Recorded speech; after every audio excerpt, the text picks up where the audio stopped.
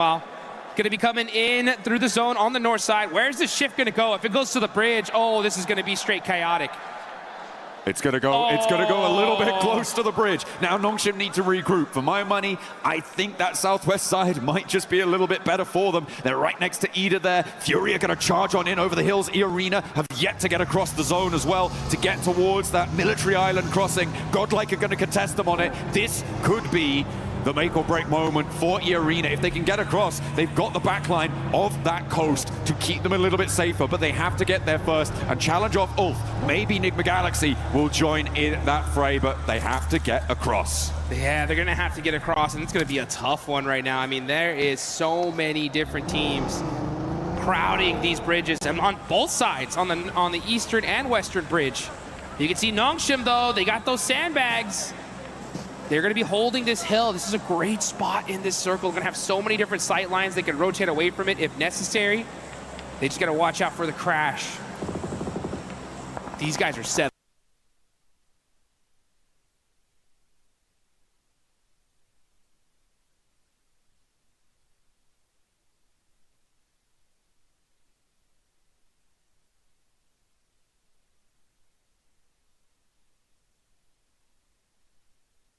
Into this game, and there's going to be at least 15 more of them ticking away every second. A drop of sweat beading on their foreheads of one of our players. There's Godlike keeping an eye.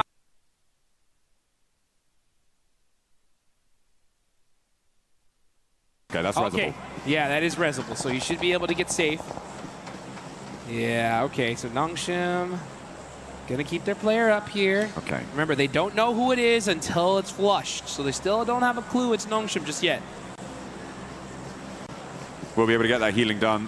Unlikely that there's any full crashes onto this Nongshim position, given that the direction of crash would need to come from the north side at the moment, and Furia, Alola, generally not going to have the greatest of times getting across whilst each other are still there, not to mention Enigma Galaxy pushing in from that north side as well. So I feel like for the next circle 2, maybe, Nongshim Red Force is going to be very, very safe and secure in this position in a central spot. I'm also looking at S2G on the southwest side. No one really contesting them. Of course, you do still have Fulak from 4 Thrives, the last player to stay alive, who could potentially find a backstop position, find an off angle, a cheeky little a snake in the grass play. But for S2G on the southwest side, I think they have a good run up as well once everybody else crunches in. Yeah, there's so many teams here. I mean, S2G, Nongshim Red Force, they're going to have some big dominant positions. They could win this game and end the tournament here and now. The question is how are they going to handle these fights? Do they take some of the fights early on like they normally would? Maybe not, because it's going to give away their position, and a lot of attention is going to be laser focused on them. A southern shift happens. S2G have the high ground. Now, this is really important. Sure, S2G have that high ground. This is really good for them, but Nongshim's decisions in the next minute or 2 are going to be pretty make or break. The teams on the northeast side will have to figure out who's going to take a crack at it. I feel like Nongshim can kind of stay here for a little bit longer, but they have to be able to hold out as the crossing on the bridge starts to unfold. We've got 4 teams behind the queue, and actually Arena are sweeping in to try and play in behind this. They think, oh, surely the eastern bridge is going to be empty. Think again. Nope, there are a whole bunch of teams holding on this eastern bridge. There's like a bunch of squads, and IGL's had the same idea. And this is stage 4. The blue zone is really going to start chunking up here. They cannot afford to be holding here for so long. And for Team this is their chance to disrupt E-Arena. A real big chance. E-Arena have stumbled at every block since that first match that saw them into the smash zone.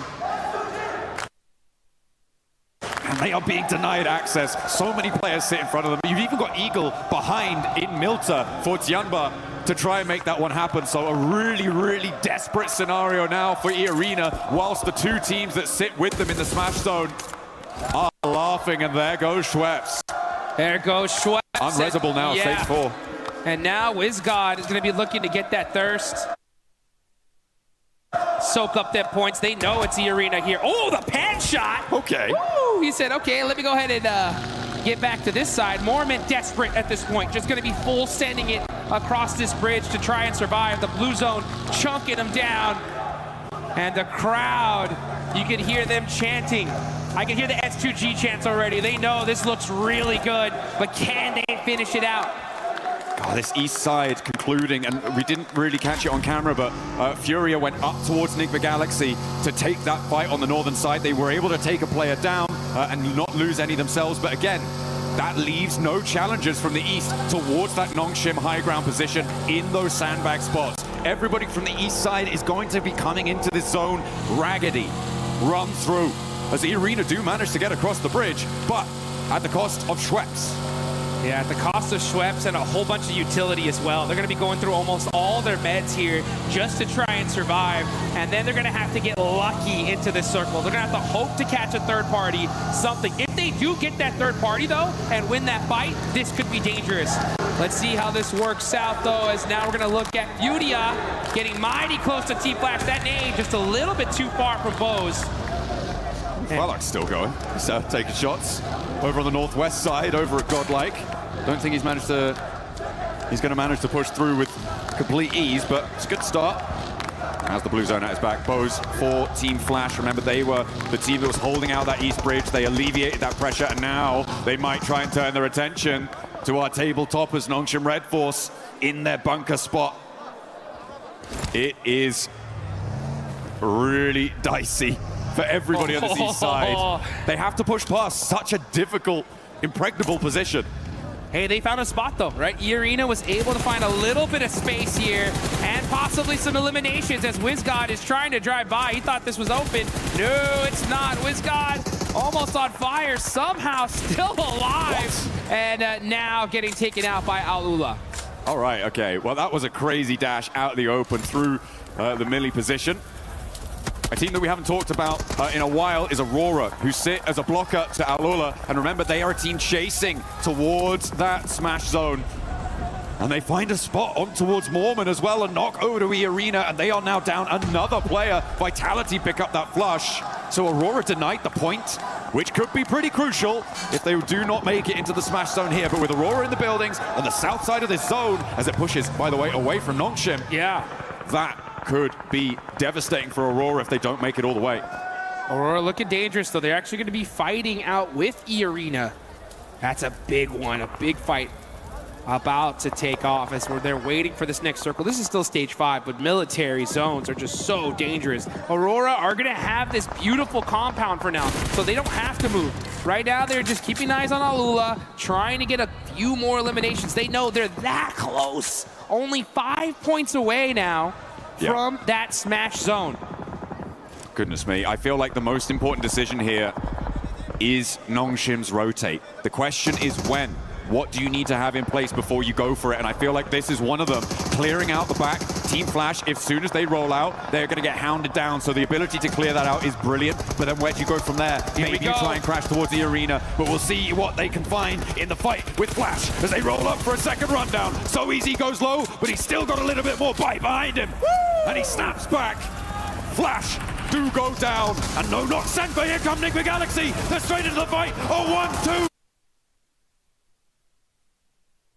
Go down, there they go! What on earth was that?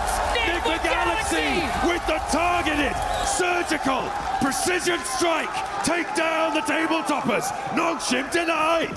Out of here! Enigma Galaxy heard that fight. They knew who was on top of the hill, and they say, you know what? We want a piece of that, baby. And they got the whole thing. Nongshim Red Force are out. S2G, E-Arena still alive. As Enigma Galaxy in just one fail swoop could have saved this tournament, and we could see another match. My goodness me, but S2G with that opportunity now on the southwest side of the circle. Have to get a little bit closer to it. They've still got the Madman Falak to deal with, though, in the foothills of their position. And Lost is rolling up to it. There's a nade cooking, so have to be careful. Feel like they should know there's someone in the shack. They should know. As the nades are flying, Godlike are launching forwards. Kamikaze will certainly know about it now. Godlike wants to challenge on this hillside, the southwest side, getting hotter and hotter. Oh, okay, it's the Lone Ranger. On horseback, charging into battle. Falak on the move, 1 horsepower, man. He's on the move. Can he survive? He hops. jumps out for a little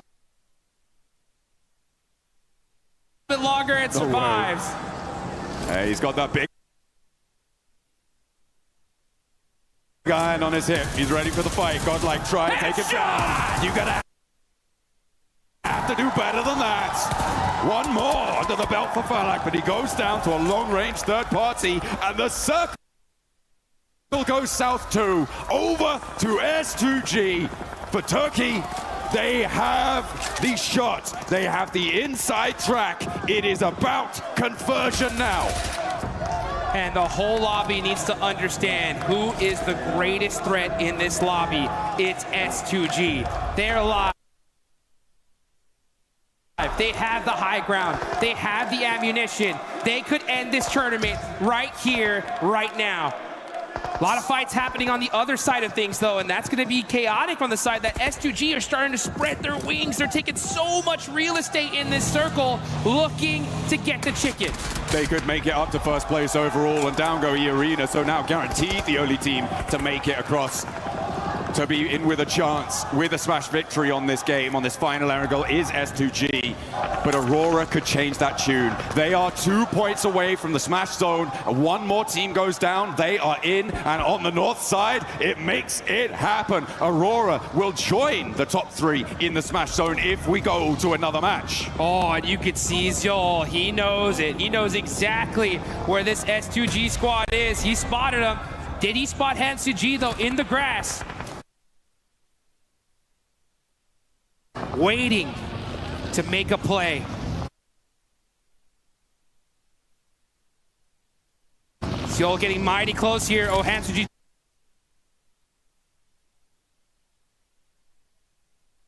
Just stand up.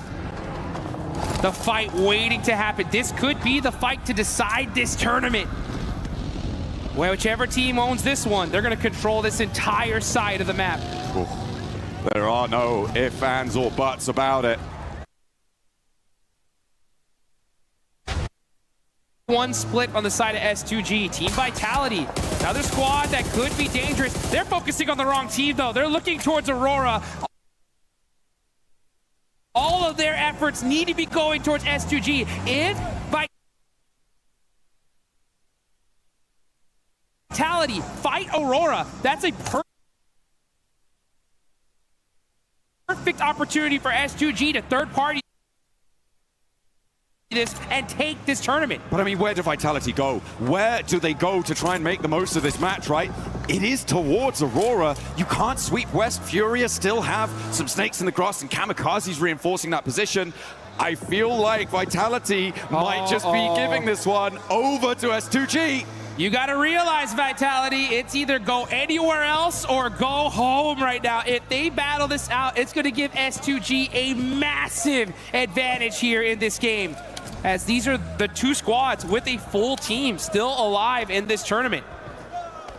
We need to put the aura in Aurora right now. They need to look big, play big, score big, get into the smash zone, because they are the only team really in the driving seat. The circle takes the backstop position out for S2G. Vitality are just gonna have to cross, but S2G might take shots at them as well. On this approach, up to the ridgeline, the fight is teetering. We are on a knife's edge. Here we go. We can hear the crowd chanting S2G because they know they have the high ground. They do lose that building, though, so that backstop there by SoulK. He's going to have to jump on down and look at this position. This is all about fight timing. If Aurora and Vitality battle each other out, S2G should have this one in the bag. And top is looking in Vitality's direction. Okay. We'll see if this suppressive force can go. I mean, Vitality's approach is not easy, even if S2G aren't peeking all the way down. There is still angles that they can take over towards Vitality. And they may actually opt to stay on the top of this ridge. You could feel the tension in the air. You can cut it with a knife. This could be the end of the tournament. We're watching the last game if S2G take this one. Furia. Don't count them out either. They have 2 players up, but they could definitely disrupt this entire fight. down the line. Here we go. One more zone shift. One more zone shift to decide who's going to have the advantage. And if S2G are going to be able to take it. Chief driving up, he gets knocked out. Now it's only Ayala left for Furia. There was also a knockover towards a Vitality player coming through from Aurora, who are pushing up to the ridge, but leaving Top out to deal with Vitality's position. It's so suppressed. Oh, the links coming into play, and there's a knockover towards Top. S2G find the backline. That's not going to be resable. 3 players now for Aurora, with their chance to take it all away, but S2G, with only 2 elims, they don't need any more than that. All they need is the win, and with 3 teams beneath them. Oh, look how important Aurora think this res is. Top desperately calling for assistance. It's needed, and Kamikaze rolls out to try and suppress it, but no, lost back behind the tree. Ziola with the critical shots and the off angle from Doc is able to knock a player from S2G, and here comes Aurora. They're rolling in. Move. They got the shots. It's all Doc, baby, shutting them down. Kamikaze now, the last player for S2G. It's still doable. It can still be done, but it would need a miracle. Reefus turns his attention towards the backline, so Vitality still sits living. 4 players alive, all rest up. They might be the ones to take it all. It's Kamikaze versus the world. If he somehow takes this, it's game over. Ayala by himself. Reefus dominating this lobby, and Vitality's in trouble. Kamikaze in the center of the circle with the assistance from Ayala could suppress that position from Aurora. If they get Ziol back up, that does change the tune. And Kamikaze has the broadside. Reefus goes low but stays alive. And down go S2G. Aurora keeps it going. We are going to Miramar.